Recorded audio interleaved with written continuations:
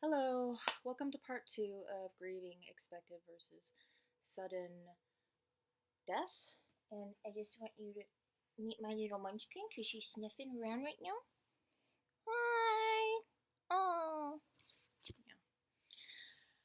Yeah. So if you watched part one, you heard about my dad and my current experiences with grief regarding him. In this video, I am going to talk about my sister who died 11 years ago. Um, I am not calling it an unexpected death because it was expected. I'd been anticipating it for many years, but it was sudden all the same. I want to say before I even start talking about this that um, my sister had bipolar, but it was not being treated. She did not um, do anything to treat it. She had in the past, but as an adult, she wasn't. So, like I said, it wasn't unexpected. She did it exactly how she had laid it out. So, I knew when I heard about the circumstances that she was ready. It wasn't a cry for help. At the beginning, if you watched the first video, you saw that I said I was living in another country. So, when I got back to that country, it was, everyone's lives were the same as they were before, except for mine.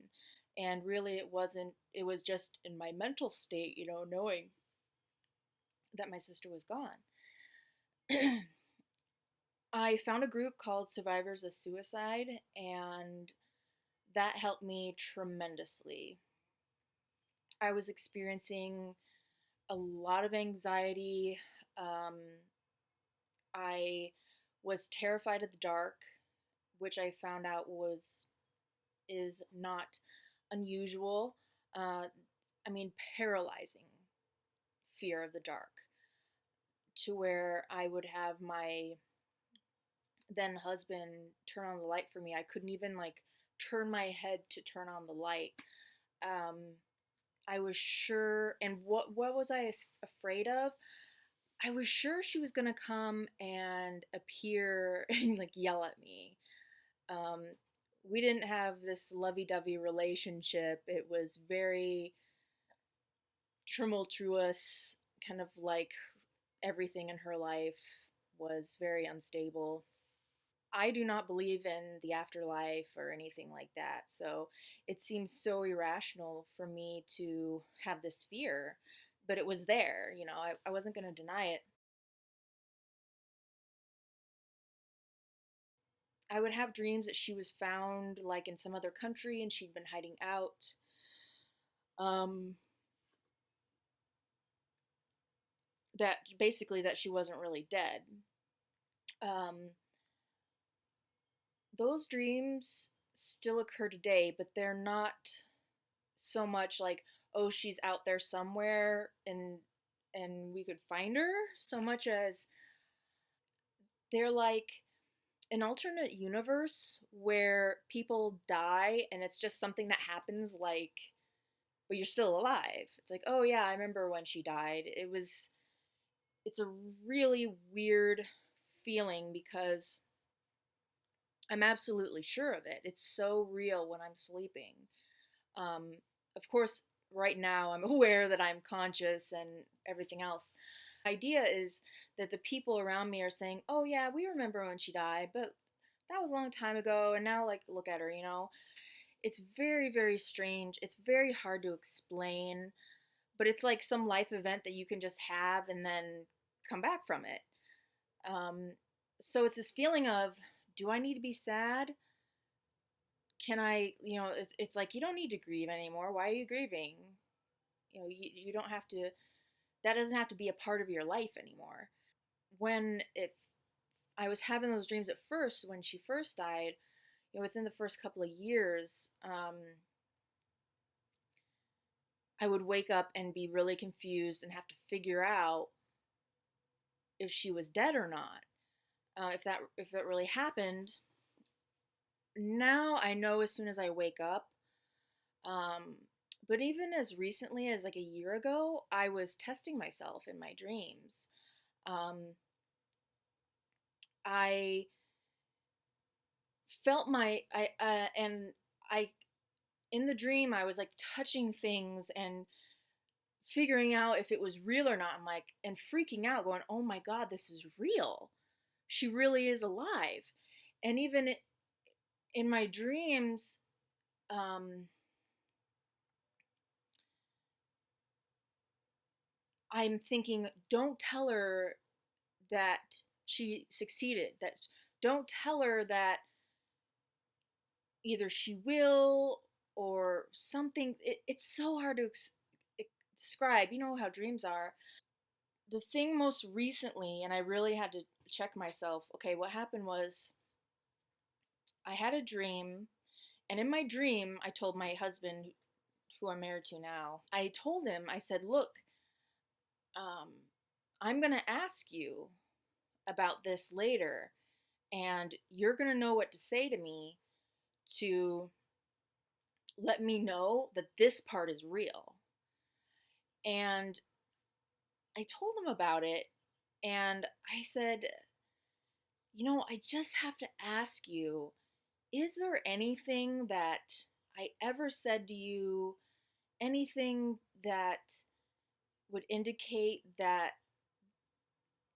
I had said something and that I was going to be asking you for confirmation later? And he's like, "No, Megan, you absolutely didn't say anything to me like that. It was totally a dream." But I had to ask because I really wasn't sure. Of course, anger. I'm not angry that she killed herself. I'm angry that she wasn't treating her mental illness. That's what makes me angry because I knew she was just sick. I used to, and sometimes still, imagine what it would be like if she just showed up at my door. Because if you knew my sister, she was pretty wild. She was larger than life, like visually and personality, um, whether she was high or low. Would What would she say? Not long before she died, she did tell me she was really proud of me, and I have a letter that she wrote me at one point saying she was proud of me and that she talks about me all the time to people. It was, I suffer with depression myself, so some of my grief was a little bit more exaggerated than it might be for someone else, because I am very quick to tears. I am very quick to go to the dark side. That, when someone's alive, there's like hope. If they're not well, or just in general, there's hope. I have hope for myself. I have hope for my son, just to have a good life, to be happy. Keep in mind that there's always hope, um, as long as you're alive, unless you've been given a fatal diagnosis, that there's always hope that things can turn around.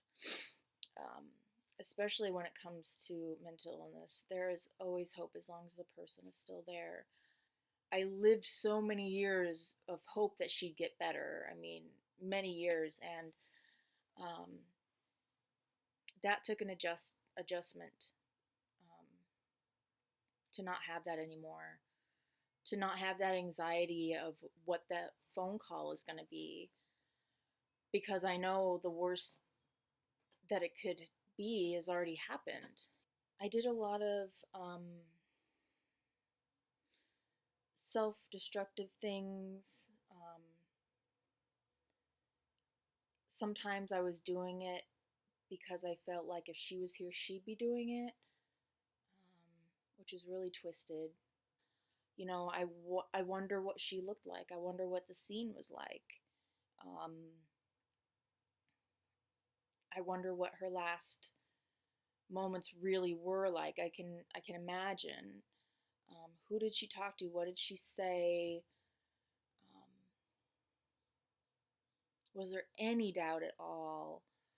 Um, because suicide is one of the worst when you think of um, the circumstances, and I say that because the person is typically alone, um, feeling that they need to do this extreme violent act towards themselves. Um, no one wants to want to kill themselves. That's why I always say it's like everyone wants to be content. Everyone wants to be happy. Everyone wants to be mentally sound and healthy. Um, Maybe even more than physically. We want that. So no one wants to be in that position. It's a horrible place. It's a horrible, horrible, dark place to be suicidal. Not being able to say kind words to her, not being able to hold her. I often go back to the last time I hugged her and just how she felt and how she smelled and is that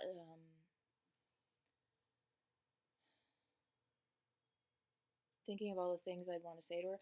And a lot of times it's the stupid things, isn't it? It's oh, I saw this thing at the mall and that was really hard at first.